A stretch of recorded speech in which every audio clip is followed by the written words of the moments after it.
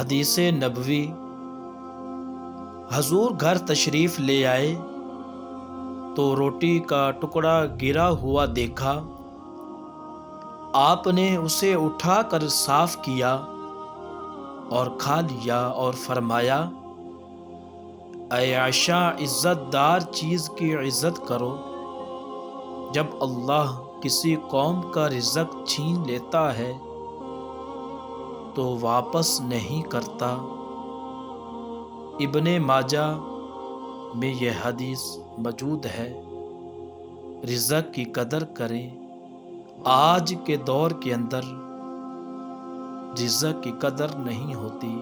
ان سے پوچھیں جن کے پاس رزق نہیں ہوتا۔